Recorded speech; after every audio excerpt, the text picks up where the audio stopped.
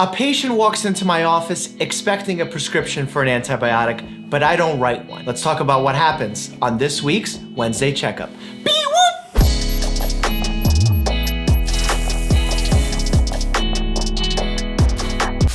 Let's set the scene here. We have a 38-year-old female that comes in with a chief complaint of upper respiratory symptoms. It's been going on for a period of 2 to 3 days, and her main complaints come from fatigue, sore throat, dry cough, and runny nose. A little bit of background on the patient. She has 2 children, is currently married, and has a very stressful job. Probably the most important part of the story is that she has a vacation coming up in 11 days, and she's worried that this infection may interfere with those plans. Normal vital signs: no fever, PERT positives, inflamed nostrils, inflamed throat, PERT negatives, no exudates on the tonsils, which means those nasty little white plaques that you sometimes see, clear lungs, no abdominal pain, no rashes, and very importantly, no swollen lymph nodes. At this point, I had a very strong suspicion that my patient has a viral illness. I didn't even know which viral illness, but it doesn't make much of a difference because it doesn't change my management. Viruses are treated in the same manner. We give supportive care to the patient,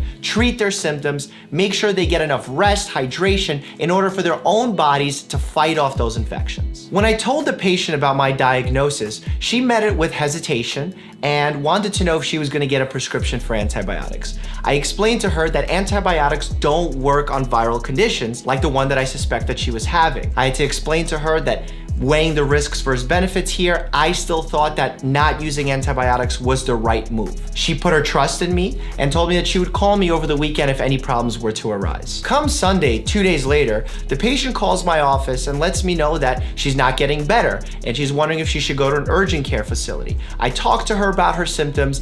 It just, to me, seems like her viral illness still hasn't improved because she hasn't reached that day 6, day 7 where we usually see a turnaround. And I told her that it was in her best interest to stick with the symptom management, treat herself with rest, hydration, with green tea and honey, and stick through it and give me a call in 2 days. Surprise, surprise, patient calls me in 2 days, lets me know that she's feeling a lot better and turned around on day 6. All her symptoms pretty much resolved. She did let me know that on Sunday she ended up going to an urgent care facility and got a rapid strep test done, which came up negative as we initially thought. So she was very grateful that we didn't unnecessarily treat her with antibiotics, and it was a good result. And I thought it was important to talk about this result because it's a very common situation where doctors either overprescribe antibiotics or doctors don't prescribe an antibiotic and then patients get really upset about it. So let's talk about that. The situation of a patient coming in and requesting antibiotics when they're not actually needed or indicated happens quite often.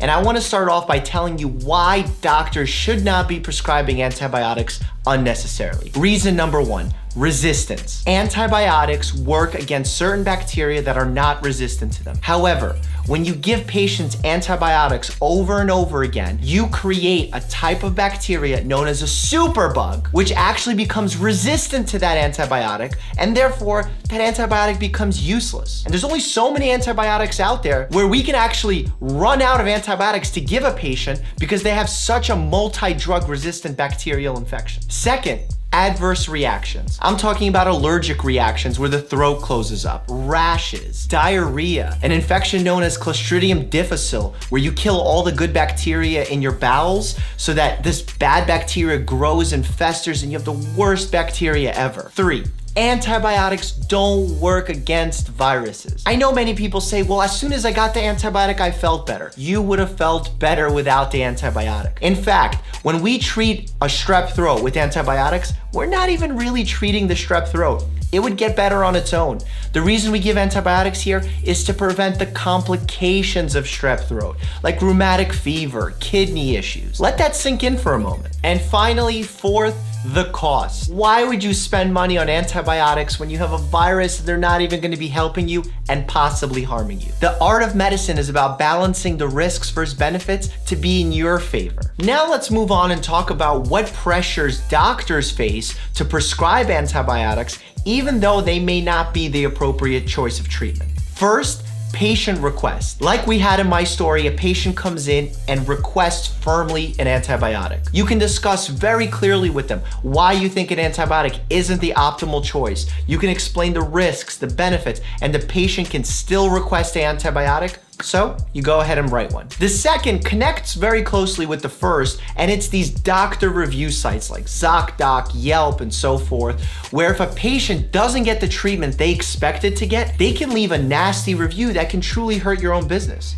Think about it. If I open my own practice and I'm trying to establish myself and have a good name and give quality service and not give unnecessary antibiotics, but a patient really wanted them, they leave me a bad review, that can really hurt my business. 3 is something you may not have heard of. It's CYA medicine, cover your butt medicine. Essentially what doctors are doing is that they're afraid that if you don't prescribe antibiotics for a patient and they actually do have a bacterial infection, they get worse, they may be held liable through a lawsuit. And that's scary stuff for a doctor. You don't want to be sued by a patient, especially in the age we live in where it seems everybody's just suing everybody all the time. 4th is patient satisfaction. If a patient pays to go to the doctor's visit and leaves with no prescription and instead leaves with advice to drink green tea, honey, and hydrate, they feel like they didn't get a lot out of the visit and can leave very unhappy. But we have to remember, the reason we pay for a doctor's visit is not to buy a prescription. It's to consult a doctor on their medical opinion as to what's going on with you and what is the best treatment option to solve that problem. Please don't think I'm anti-antibiotics. Antibiotics are a life-saving drug and when appropriate is so important to give. In fact, if someone has a viral infection, they become more susceptible to getting a bacterial infection on top of it. So that if you initially have symptoms of a viral illness that suddenly get worse, you may need antibiotics. I'm definitely for antibiotics, but I'm for responsible use of antibiotics. We covered antibiotics and I told you my story, but I also happened to go to my P.O. box today and picked up some packages. Pennsylvania. Oh my God, why is everyone sending these shirts? It's a Newfoundland with a little heartbeat. Bear, what do you think about this shirt? What do you think? California, San Diego. Oh my God.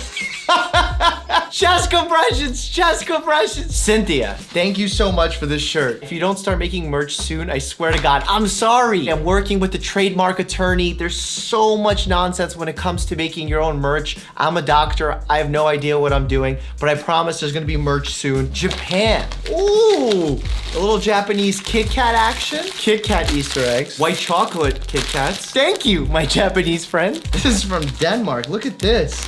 Look at these candies. Look at these candies. This is what's leading the obesity epidemic, but I'm gonna love it. Thank you so much. Safeguard your family's health with a mild laxative. Health Whey products from 1951. Oh, is this like, this looks genuine. This is like an artifact. Carol, this is amazing. I'm gonna save this. I don't even wanna show you guys what this is. This is weird health products from the 50s. This one's from Jamaica. Ooh, our daily bread, because everybody needs a carb. Bear, bomb check?